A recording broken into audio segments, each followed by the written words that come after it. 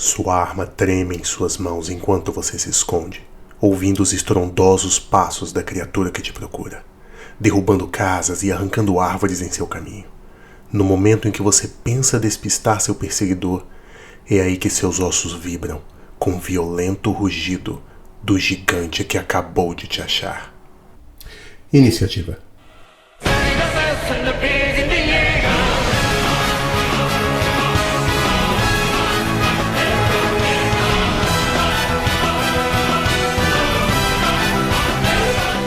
Gigantes estão em quase todas as mitologias do mundo. A ideia de um humanoide imenso, impossivelmente forte, que ainda por cima mata ou come humanos, é uma imagem realmente aterradora para qualquer cultura. Vamos falar então de que maneiras você pode usar gigantes no seu RPG de maneira mais dramática, sem que eles sejam simplesmente sacos de XP para os seus jogadores.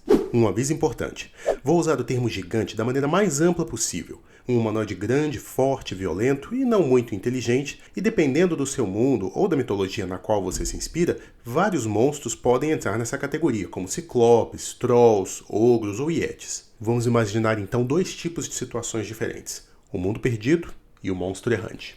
Vamos lá.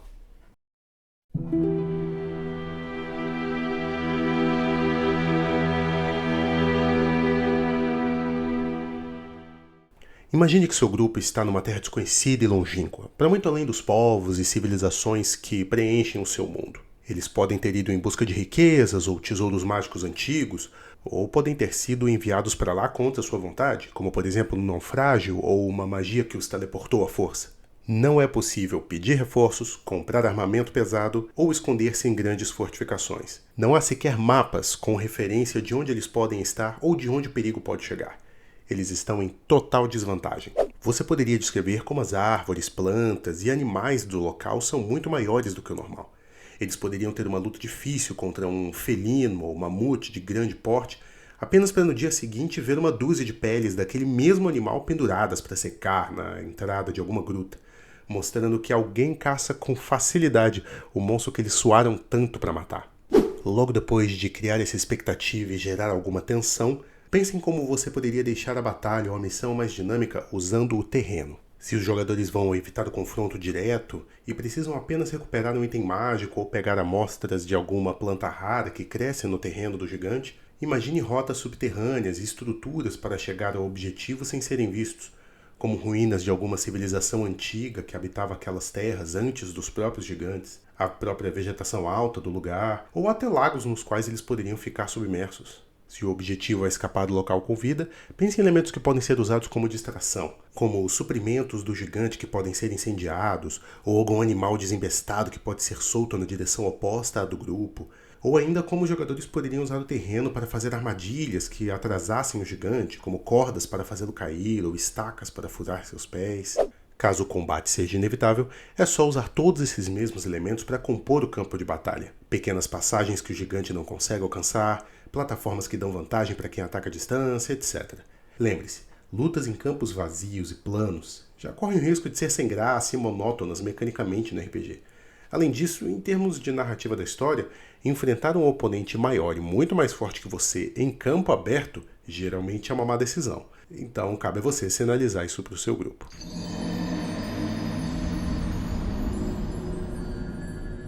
Mas talvez seu grupo não tenha ido até o gigante.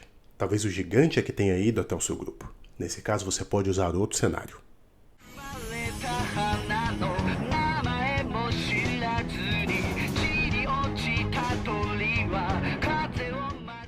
Há um gigante à solta.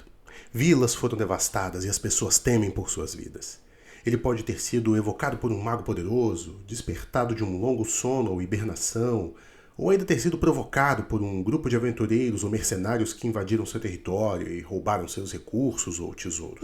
Esse pode ser um cenário no qual os personagens têm mais tempo para se preparar para a inevitável chegada do gigante. E matá-lo é uma medida necessária e urgente, já que caso os jogadores não consigam parar o avanço da criatura, mais vidas serão perdidas. Você poderia começar fazendo com que os jogadores passassem por uma vila que já foi atacada pelo gigante. Os escombros, destruição e corpos espalhados como sinal da brutalidade do monstro. Outra opção é fazer com que refugiados de alguma vila próxima cheguem no local onde os jogadores estão. Roupas em farrapos, rostos empoeirados, olhares atônitos com a carnificina que acabaram de presenciar. Depois de estabelecer o tom e mostrar o quão perigoso é o inimigo, pense em quais recursos os personagens teriam acesso para se preparar para o ataque. Eles poderiam usar o rebanho de animais locais como isca para o gigante. Um punhado de ovelhas, vacas ou cavalos poderiam ser pastoreados de modo a atrair o gigante para longe da população e para uma armadilha que restrinja ou paralise, deixando o caminho livre para os jogadores atacarem com tudo que tem a partir de uma posição mais vantajosa.